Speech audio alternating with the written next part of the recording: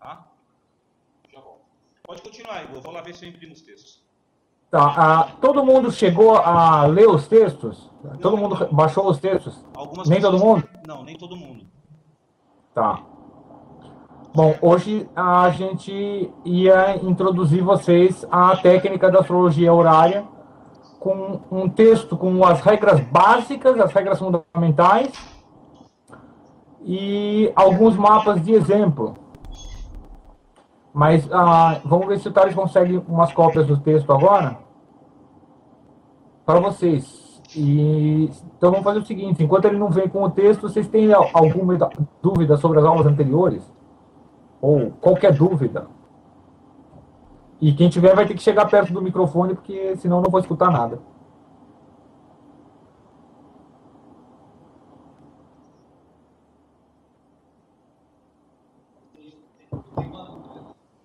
Então, manda aí. Chega perto do microfone e manda aí. Apesar de você ter falado bastante sobre a questão do livre-arbítrio, quando você se depara com a astrologia horária, que você vê lá onde é que o gato vai voltar para casa ou não, ainda é difícil para mim, fica difícil compreender exatamente, de maneira simplificada, aonde está o livre-arbítrio e não. Ainda é confuso um pouco. Eu não sei se dá para... Vamos lá. Vamos lá, olha só. O livre-arbítrio consiste na habilidade de escolher entre duas alternativas, dada a fórmula racional ou a fórmula teorética da ação. Tá? Então, olha só, por exemplo, o sujeito recebe R$100 e ele quer comprar uma camisa de R$80. Então, ele tem duas alternativas. Ou ele fica com o dinheiro para poder comprar alguma outra coisa, ou ele compra a camisa. E ele, porque ele compreende as duas alternativas, ele é realmente capaz de escolher tanto uma quanto outra. Se ele olhar internamente não existe nada que impõe uma alternativa. Tá claro isso aí?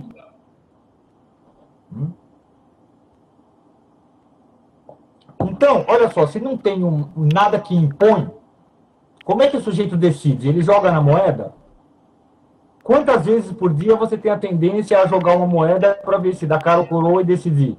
A maior parte das suas decisões não são tomadas assim.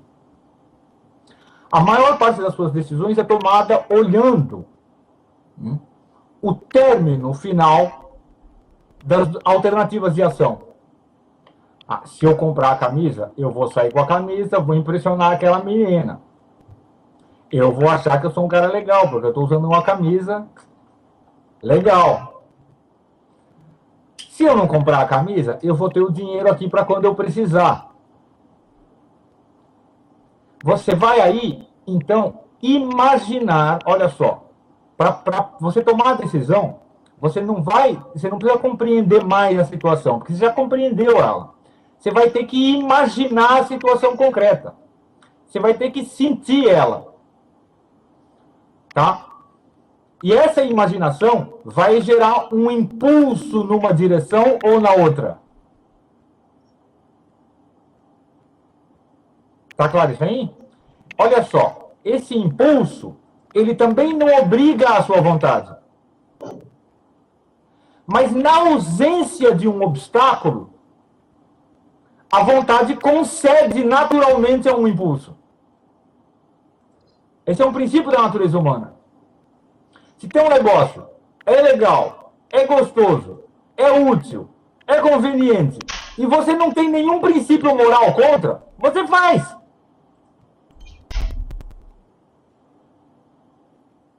Tá claro isso aí? Veja bem que isso não violou o livre-arbítrio, porque seria possível, teoreticamente, para o sujeito rejeitar a ação. Mas vamos dizer que a atitude padrão, a vontade humana, ela tem uma inclinação padrão.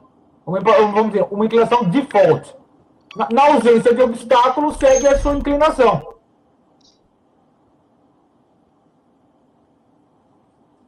Tá claro isso aí? Olha só. Aí o sujeito... e quando ele tem um obstáculo moral? Geralmente, no mapa horário, vai aparecer que o sujeito tem alguma restrição contra aquilo. Então, olha só, os princípios morais do sujeito são significados, ora pela casa 9, ora pela casa 10. Aí você encontra o regente da 9 ou da 10 afligindo o querente, ou o quesito. E aí você vê que, não, ele quer o negócio, ele deseja o negócio, mas ele tem princípios contra. E aí, normalmente, o que você vai dizer para o sujeito é você vai começar a descrever quais são as vantagens e desvantagens dele obter o que ele quer. Você vai ver que a verdade é que você vai dar uma resposta dependente da escolha do sujeito. Olha só, se vocês olharem o texto, um dos cuidados iniciais ao examinar uma questão horária é: tenha bem claro o que o querente quer, aonde ele quer chegar. Porque dependendo disso é como você vai ler o mapa.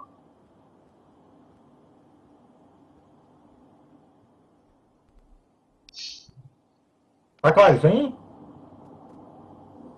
Quer dizer, uma coisa é você dar respostas sobre questões que não envolvem a vontade do sujeito, ou que envolvem ela muito acidentalmente. Por exemplo, se eu me submeter a esse tratamento ou a essa cirurgia, eu vou me recuperar? Olha só, a recuperação não está na mão do sujeito. Submeter-se ou não à cirurgia ou ao tratamento é que está na mão dele. Mas quando o sujeito te faz uma pergunta dessa, olha só, já está claro na formulação da pergunta que ele deseja a recuperação. O sujeito que vem te fazer essa pergunta é porque ele quer se recuperar. Então, isso aí já, do ponto de vista da astrologia horária, esse querer se recuperar já faz parte do cenário, ele já está dado. Ele é como uma força natural já presente. Ele não foi determinado pelo mapa horário. O sujeito que chega para fazer uma pergunta, ele já chega com certas expectativas. Essas expectativas não são criadas pelo mapa horário. O mapa horário, no máximo, pode responder: olha, isso que você está querendo vai acontecer, não vai acontecer, ou vai acontecer, mas não vai ser tudo isso que você está pensando. Ou, olha, pode acontecer, mas vai ter muitas dificuldades.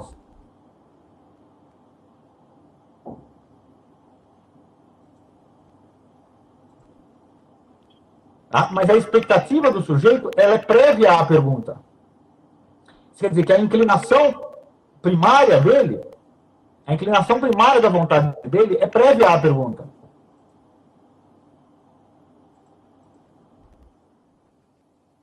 Na verdade, isso é um dado da ação humana em geral.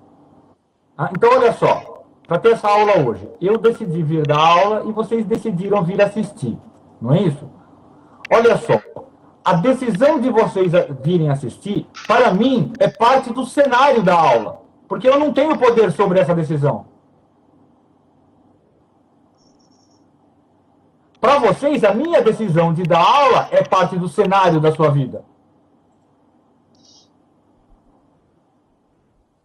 Tá claro isso aí? Então, quando o cliente chega para uma pergunta horária, ele chega, dentro dele ele está com uma expectativa, que não é parte do cenário, é algo que ele está criando dentro dele.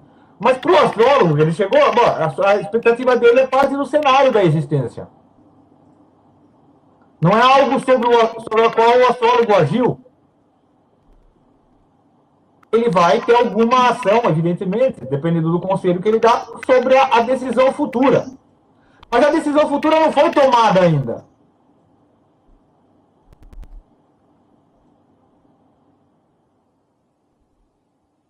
Tá claro isso aí? No caso, por exemplo, do gato voltar para casa, mais fácil ainda. Porque o gato não tem livre-arbítrio. Ele não é capaz de criar uma formulação racional da situação. Ele vai necessariamente seguir as inclinações dele. Nele não tem nem a possibilidade teorética de, não, tem essas inclinações.